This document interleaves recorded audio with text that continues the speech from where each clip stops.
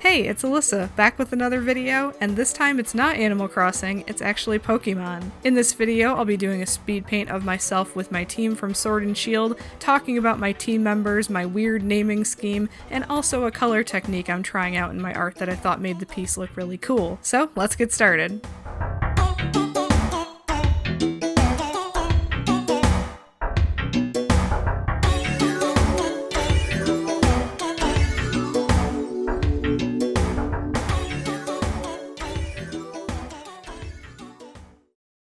Welcome back to the channel, and if you guys are new here and you like art and you like Nintendo games in particular, which is what the big emphasis on this channel is this year, if you like Pokemon, if you like Zelda, if you like Mario, if you love Animal Crossing especially, this is the place for you guys, so be sure to subscribe.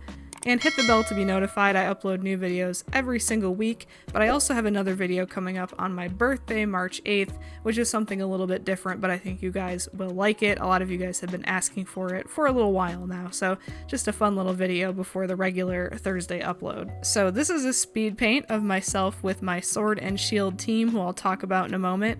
I wanted to put this up first as kind of like the segue into making more Pokemon content, because you guys might have seen my video where I sketched all the original 151 Pokemon. Well, I've been working on that art in the background to do videos of the final speed paint process, and I'll be talking more about my thoughts about the Pokemon game series and each of those individual Pokemon as those videos come out. I'm really excited for the first video, which will be of Bulbasaur, Ivysaur, and Venusaur, all together in one big long video. That'll be a cool video, so expect that in the next, I think 2 weeks is the upload schedule for that.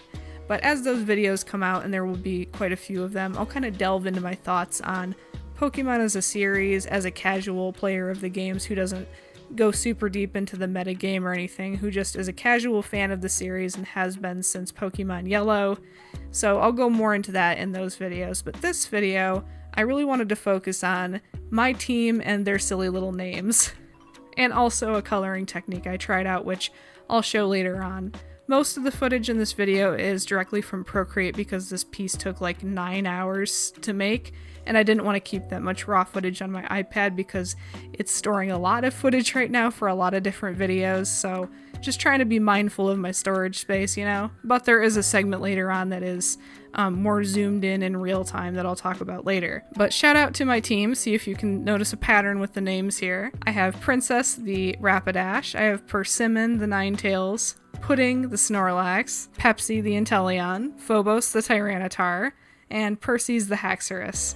I hope I pronounced all those Pokemon names right. I'm an old person and I am most familiar with the original 151, as I'm, again, a more casual Pokemon player. I don't know the other games so much in depth.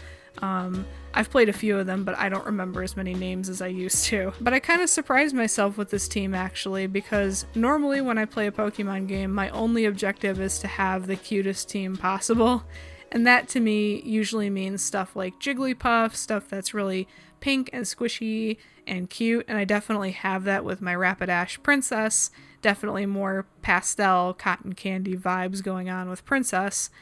And I think Ninetales is arguably pretty cute as well, at least very fluffy and fuzzy. But I didn't know about Tyranitar. I think he's kind of weirdly cute. He reminds me kind of like of Dragonite, like a chubby dragon type of thing, though I don't even know if he's actually a dragon type. Again, memory a little hazy on the specifics of Pokemon here. Love the plane going over every time I record. I live close to an airport, it is what it is. But I wasn't expecting to find a Pokemon like Tyranitar, and I think I encountered him pretty late in the game, and I just thought he was super like unusual looking and cute. So I added him to my team pretty late, but I really like him. And the most unexpected for me is Haxorus, because I don't think by anybody's definition he's a cute Pokemon. The earlier evolutionary forms I think are quite a bit cuter, but I don't think Haxorus is cute. But I still like the design of the character, so my team ended up skewing a little bit like less cutesy than it normally does, for sure. So I was surprised with my own final team in this game compared to previous games. I always keep the starter, that's a constant. Me and my starter always become bros, so I always keep my starter. And I really especially like the name choice Pepsi for my Inteleon. Not to brag, I think it's my best Pokemon name maybe ever, besides Pudding for my Snorlax, but I'm biased because Snorlax is my favorite Pokemon and I always have a Snorlax on my team in every game I play. But Pepsi, I think, is a fitting name because to me, Inteleon looks very much like a 2000s mascot, and you guys know I love cartoon mascots. I'll put a card up in the corner to my latest mascot snapshot video I did of the Pink Panther.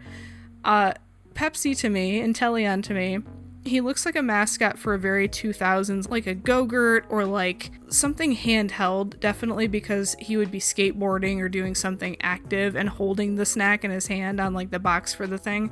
So I'm just gonna say a knockoff of Go-Gurt, like doing a 360 ollie or whatever the skateboard tricks are called, doing something really cool on the box. And shooting a finger gun with the other hand, which I think is hilarious, that one of his moves is like literally like just pointing his finger and a little sparkle comes out, and then he just obliterates people with like a water blast from his finger. I think it's very funny. I think he's an unintentionally very comedic kind of design, and maybe intentionally, but I find him funny and I really like him on my team. It was also a fun challenge to draw him because typically I draw very cutesy wootsy, chubby, round types of character designs, lots of circles, lots of little rolls, lots of stubby stuff, stubby feet, and the rest of it. So Snorlax is very my comfort zone for drawing. Inteleon, not so much. Long, limber limbs and legs and stuff is not really my forte, but I think my drawing of him came out pretty cool. The other thing I wanted to touch on in this video, besides the silly names I have for my team, is this coloring technique I'm kind of trying out a little bit more, and there's better implementations of this in future videos, especially for the Bulbasaur and Ivysaur and Venusaur video that's coming out pretty soon.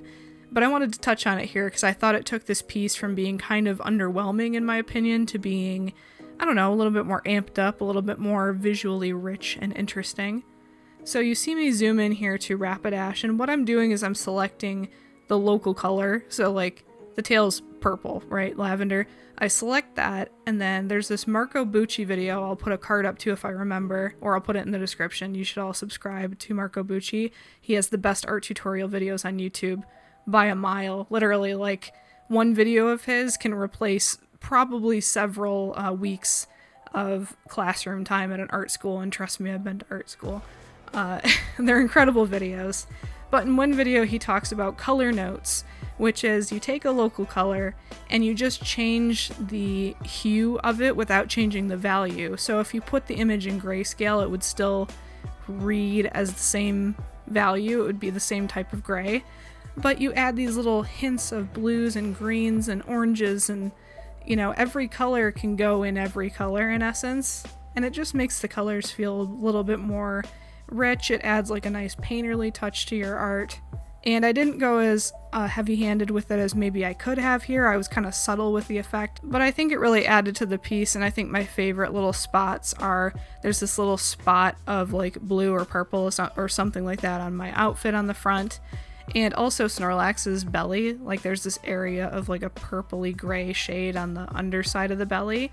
And it helps not only reinforce the like 3D shape of the belly, but it's also just like this nice little color note that I think makes the piece look more interesting, or more like I know a thing or two about color theory, when in reality I'm just experimenting and seeing what sticks. It makes it look like I know what I'm doing way more than I actually do, which I love any visual trick like that. A good brush, a good use of texture, a good use of color, it makes you look like a much more sophisticated artist than you actually are, and I live for that. So kind of thrilled with the results of this piece. It went from being something that was like okay to being something that I was actually excited to show to you guys and to post. Also, colored outlines make everything look better. So between those two things, the colored outlines and the color notes, I think the piece came out really successfully, and I was really excited to do the narration for this video and prepare all the content I get to post of this piece on my social media tomorrow. And I want to go back briefly to my team's names, the P names. That started because my, what's the name of Inteleon when he's the starter? Sobble. My Sobble, I named him Pickles, and then I thought it would be funny to do P names for all the rest of the Pokemon that I caught. I have a whole like Pokédex or whatever boxes full of Pokemon that are P names, I'll have to dig up. They all started as food names at first, and then I ran out of food names that start with P, and then I just pulled random. You see the mythology inspired ones there with Perseus and Phobos. I don't even know what those are the gods of. I think one's like a destructor god or something, I don't know. But I have a whole couple boxes full of Pokemon with P names. I'll have to pull up a video from my Switch and do a quick like YouTube short of that or something, because I thought they were funny anyway. Or I'll do a TikTok or something. By the way, I'm on TikTok. I'm not as frequent a poster on there as I should be, but follow me over there because that'll probably be the only place I post random videos of my face. And if you guys have quick Q&A questions about like brushes or techniques or like my thoughts on a certain video game or whatever, ask me over there on TikTok and I can make a video response just like telling you, you know? But anyway, where was I going? Oh yeah, the P names was because I had pickles and then it just kind of spiraled out of control from there, but I thought it was cute. And I'm particularly happy with the names Pepsi, Pudding, Princess, and Persimmon. And I'm sorry for the P pops. That was a huge problem with my Pink Panther video. I literally had to pull my mouth away from the mic to say Pink Panther like I was Tay Day doing Chocolate Rain. I would like back up a couple inches because the first couple takes was just like Pink Panther, like probably what that sounded like. It was awful. But so hopefully the P names were not a huge ear sore for you guys. But anyway, I was super happy with my team's names and also with how this piece came out. Let me know what you guys think about this process, as well as your opinions on Sword and Shield, what your team ended up being in the final battle, as well as your favorite Pokemon from this game. Let me know all that in the comments below. Thank you guys so much for watching, and I will see you all in the next video. Peace out.